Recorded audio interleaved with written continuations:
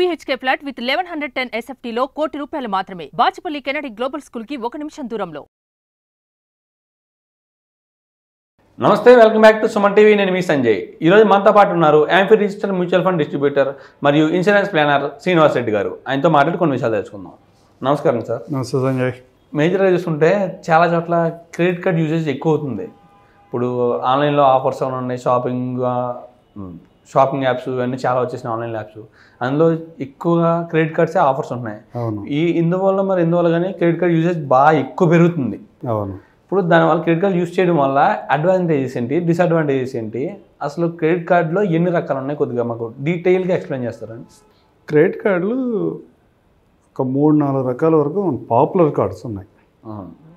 ఒకటి షాపే కార్డ్స్ అంటాము, లేకపోతే ఫ్యూయల్ కార్డ్స్ అంటాము, లేకపోతే ట్రావెల్ కార్డ్స్ అంటాము. ఈ 3 రకాల కార్డ్స్ పాపులర్. ఓకే. కాకపోతే క్రెడిట్ కార్డు వాడొద్దా అంటే, మీరు మ్యూచువల్ ఫండ్ ఇన్వెస్టర్ అయితే మీ చుట్టుపక్కల వాళ్ళందరూ కూడా క్రెడిట్ కార్డులు వాడాలి. అదేంటి సార్, దానికి ఇంకేంటి మధ్యలో ఏం కొంటారు క్రెడిట్ కార్డుతో? క్రెడిట్ కార్డ్ అంటే మ్యాక్సిమం యూస్ అయ్యేది గ్రాసరీస్, మూవీ కొంటారు, మూవీకి వెళ్తారు, పీవీఆర్ స్టాక్ పెరిగిద్ది. ఓకే. వైన్ తీసుకున్నాడు అనుకున్నాం, వాడి స్టాక్ పెరుగుతుంది. లేకపోతే మొబైల్ ఫోన్ కొన్నాడు, వాడి స్టాక్ పెరుగుతుంది. కంపెనీ స్టాక్ పెరిగితే అది సొసైటీకి ఉపయోగమే. ఓకే. ఇన్ పర్సన్ అతనికి ఉపయోగమే కాదా అంటే ఇట్స్ డిబేటబుల్. నీ దగ్గర ఒక 10 లక్షల రూపాయల కార్డు ఉంది, నీకు అర్జెంట్ ఎమర్జెన్సీ ఏదైనా వచ్చింది, హాస్పిటల్ ఎమర్జెన్సీ కావచ్చు, XYZ ఏదైనా పిల్లల ఫీజు కట్టాలి, ఇంకోటి ఇమీడియట్గా నువ్వు ఎవరి దగ్గరికి వెళ్లకుండా ఇమీడియట్గా కార్డ్ స్వైప్ చేసి నువ్వు నీ అవసరాన్ని తీర్చుకోవచ్చు. ఓకే. కొన్ని సందర్భాల్లో అదే కత్తి అవుతుంది. చాలా వీడియోస్లో, ఇమేజ్లో చూస్తాం, వాడు చెట్టు కొమ్మ మీద కూర్చుని ఆ కొమ్మను కట్ చేస్తూ ఉంటాడు రంబంతో కూర్చొని ఉంటాడు. మేజర్ కేసెస్ అన్నీ కూడా ఇలాగే నడుస్తూ ఉంటాయి. అంటే ఇమీడియట్గా నేను పే చేయలేని పరిస్థితిలో ఉంటే ఒక 2% 3% నాకు కట్ చేసుకుని నువ్వు నా బిల్లు కట్టు. ఓకే. అట్లా బిజినెస్ రన్ అవుతుంది. అంటే ఏంటి, నువ్వు కార్డు వాడుతున్నావు, నెక్స్ట్ టైం ఆ కార్డుని ఇమ్మీడియట్గా నువ్వు పే చేయలేకపోతున్నావు. అవును సార్. జనరల్గా మన వాళ్ళు చేసేది ఏంటంటే మినిమం బ్యాలెన్స్ పే చేయటం. మినిమం బ్యాలెన్స్ పే చేస్తే ఏమవుతుంది, నీ అవుట్ స్టాండింగ్ అలాగే ఉంటుంది. మినిమం బ్యాలెన్స్ ఎంత ఉంటుంది, 50-60% ఇంట్రెస్ట్ ఉంటుంది. అది చూసుకోవట్లేదు. అది చూసుకోకుండా మినిమం బ్యాలెన్స్ పే చేస్తారు.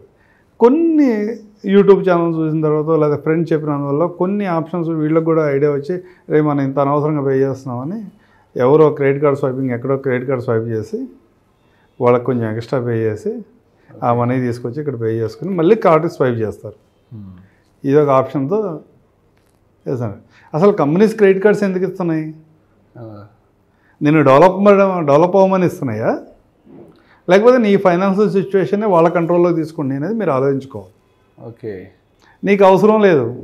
ఒక బీటెక్ స్టూడెంట్ 3rd ఇయర్ అయిపోయేపాటికి అతనికి ఏ ఫైనాన్షియల్ స్టేటస్ లేకపోయినా కానీ కంపెనీస్ క్రెడిట్ కార్డు ఆఫర్ చేస్తున్నాయి. అవును సార్. అతనికి స్పెండింగ్ అలవాటు చేస్తున్నాయి, అలవాటు చేస్తున్నాయి.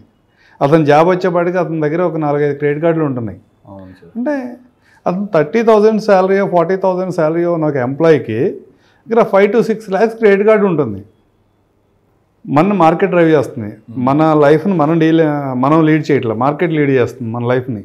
అలాంటి సందర్భంలో ఏమవుతుంది, ఏది పడితే అది బై చేసాడు అనుకోండి, ఎవరు పే చేయాలి? వాడి పే చేయాలి. మళ్ళీ పే చేయకపోతే ఏం చేస్తాం? Interest rates.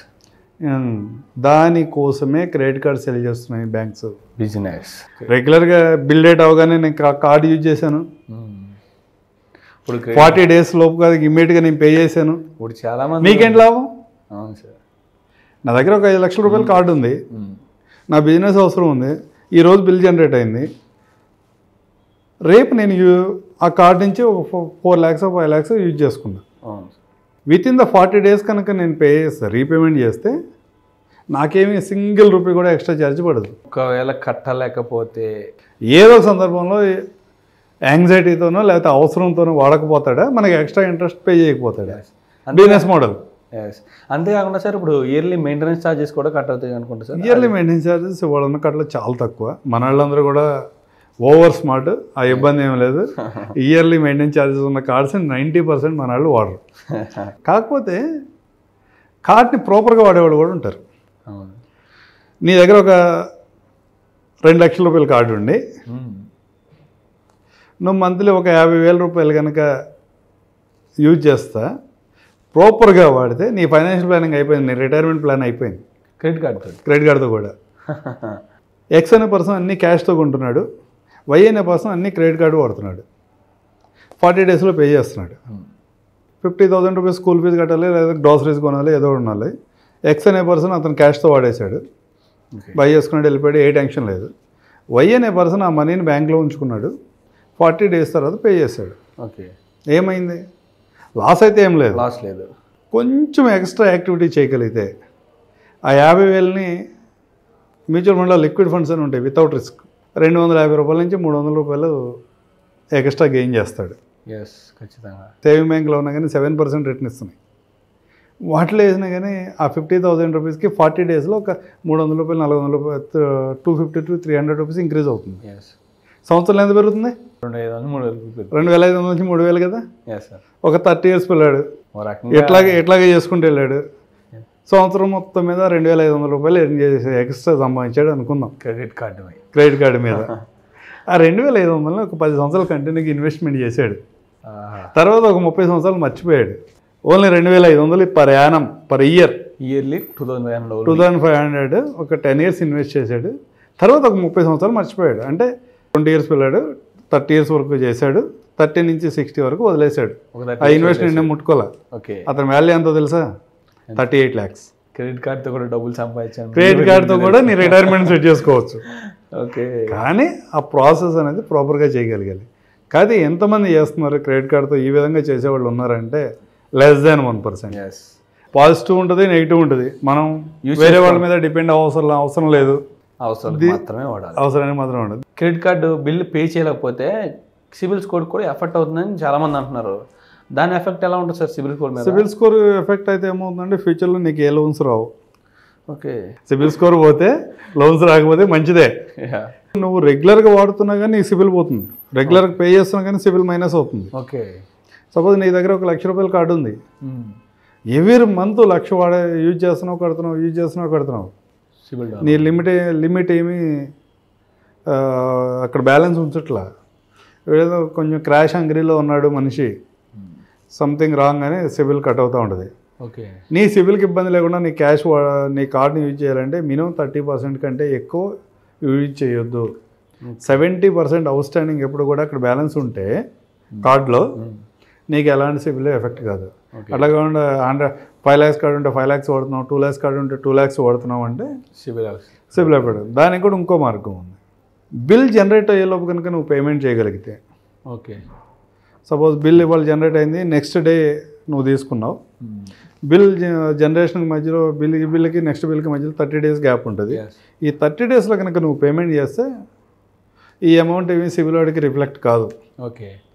అక్కడ నీకు అలాంటి ఇబ్బంది, మళ్ళీ అక్కడ నీ సిబిల్కి ఎఫెక్ట్ ఏముండదు.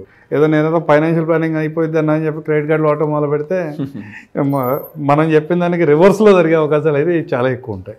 చాలామంది క్రెడిట్ కార్డుని కూడా ఒక కలెక్షన్లా చూపించుకుంటున్నారు. వాళ్ళ వాలెట్లో కానీ ఇదిలో కానీ ఒక different type of banks credit కార్డ్స్ని చూపించుకుని నా దగ్గర ఈ బ్యాంక్ కార్డు ఉంది, ఈ బ్యాంక్కి సంబంధించిన క్రెడిట్ కార్డు ఉందని చెప్పేసి ఫీల్ అవుతున్నారు. అలాంటి వాళ్ళకి మీరు ఏం చెప్తారు సార్? ఇవాళ కెమెరా ఫోన్స్ వచ్చిన తర్వాత ఏమైందంటే వేరేవాడు ఎవడో మంచి కార్ బయట రోడ్డు మీద ఉంటే గౌకుని ఫోటో తీసుకుని వెళ్ళిపోతాడు. ఆ ఫోటోని స్టేటస్లో పెట్టుకుంటాడు. అవతల నాది అనుకుంటాడా? మన గురించి వాళ్ళకి తెలుసుగా బేసిక్గా. నీ చుట్టుపక్కలైతే నీ గురించి అంత ఎక్స్పెక్ట్ చేయడుగా. ఇది కూడా అదే పరిస్థితి. నాది అనుకున్నాం అనుకో, ఎట్లాగే చూపించుకుంటా నీ స్టేటస్ని ఎక్కువగా చూపించుకున్నావు అనుకో, ఏమైతే అది మెయింటైన్ చేయాలి కదా రోజు. కార్డు చూపిస్తావు కానీ నువ్వైతే వాడవు, ఉపయోగం ఏముంది? మెయింటెనెన్స్ ఛార్జెస్ ఆ కార్డులకి ఏమైనా ఉన్నాయి అనుకో, పే చేస్తుంది, దానివల్ల పెద్దగా ఉపయోగం ఏమి ఉండదు. Okay sir. ఇవన్నీ చేసేది 30 లోపడే. అవును, ఆబ్వియస్గా పెళ్ళి అయి ఉండదు. అవును. ఇప్పుడు అన్ని క్రెడిట్ కార్డులు చూపిస్తున్నాడు అంటే కనుక రేపు ఉన్న పిల్లల్ని ఇచ్చేవాళ్ళు అయితే చాలా జాగ్రత్తగా చూసుకోండి. వాడు సిబిల్ రిపోర్ట్ చూసిన తర్వాత మాత్రమే పిల్లనివ్వండి.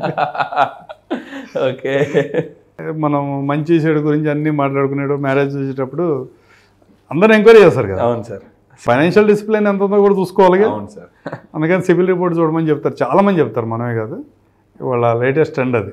Okay sir, thank you very much sir. Credit card usage అనేది కొన్ని విషయాల్లో మంచిదే, కొన్ని విషయాల్లో చెడ్డదని, అది వాడే విధానంలో మనం మార్పులు చేసుకోగలిగితే క్రెడిట్ కార్డ్ కూడా ఒక మంచి కానీ చాలా అర్థమయ్యేలా చెప్పినందుకు thank you very much sir. Thank you Sanjay.